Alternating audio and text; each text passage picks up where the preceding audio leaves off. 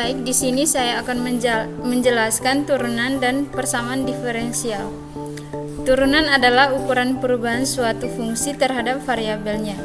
Jika posisi benda dinyatakan sebagai fungsi waktu st, maka Vt sama dengan ds per dt adalah kecepatan benda, yaitu turunan pertama dari posisi terhadap waktu. Turunan dari suatu fungsi fx secara analitik didefinisikan sebagai dy per dx sama dengan lim h0 fx tambah h kurang fx per h. Persamaan diferensial adalah persamaan yang melibatkan turunan suatu fungsi terhadap satu atau lebih variabel. Contohnya dy per dx sama dengan x tambah y, yang menunjukkan bahwa perubahan y terhadap x bergantung pada nilai x dan y itu sendiri. dy per dx sama dengan fx, y. Yang berikut manfaat atau penerapan persamaan diferensial dalam bidang teknologi informasi. Dalam bidang teknologi informasi, persamaan diferensial banyak digunakan, antara lain untuk yang pertama pemodelan jaringan komputer atau analis arus data dan stabilitas jaringan. Yang kedua, machine learning dan AI atau gradient descent untuk optimisasi model. Yang ketiga, pengolahan sinyal digital atau filtering dan noise reduction. Yang keempat, simulasi sistem dinamis atau penyebaran virus komputer. Dan yang terakhir, kinematika robotika atau menghitung posisi dan kecepatan lengan robot. Selanjutnya, metode numerik yang dapat digunakan. Karena banyak persamaan diferensial tidak dapat diselesaikan secara analitik, digunakan metode numerik seperti 1. Metode Euler, yaitu metode paling sederhana untuk menyelesaikan ODE secara numerik, menggunakan pendekatan garis lurus pada setiap langkah. 2. Metode Heun, metode Euler yang diperbaiki dengan rata-rata slope awal dan slope prediksi. 3. Metode Rogue-Kota, periode 2, 3, dan 4, yaitu pendekatan bertahap untuk akurasi tinggi. Namun, Rogue-Kota periode 4 paling sering dipakai. 4. Metode Adams-Bedford, yaitu metode multistep memakai nilai sebelumnya, bukan satu titik saja. 5. Metode Taylor, yaitu menggunakan deret Taylor sampai beberapa turunan. 6. Metode beda hingga, finite difference method, yaitu membuat pendekatan turunan dalam bentuk selisih, dipakai untuk PDE, panas, fluida. Metode yang akan dijelaskan, ada dua metode utama yang akan dibahas, yaitu metode Euler dan metode Runge-Kutta Orde 4 atau RK4. Yang pertama ada metode Euler. Metode Euler dipilih karena paling sederhana dan mudah diimplementasikan. Metode ini cocok untuk pemahaman dasar dan pendekatan awal suatu solusi numerik.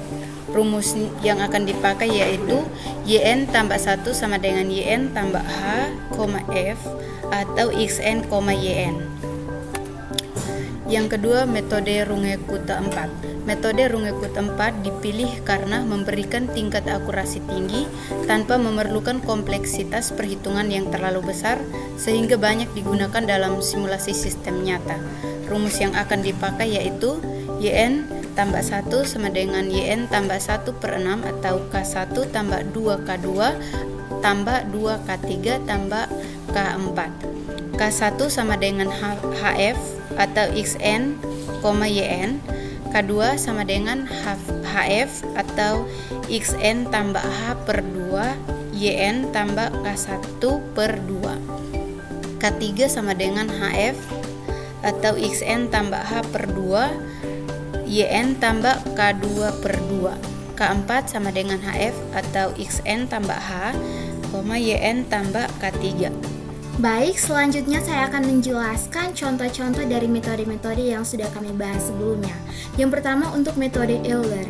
Diketahui daya per dx sama dengan x tambah y dengan y0-nya itu adalah 1.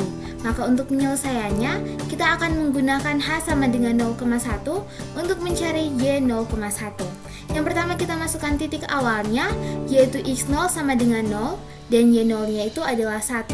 Nah, mengapa x0-nya sama dengan 0? Karena hanya yang diketahui di soal itu y0-nya.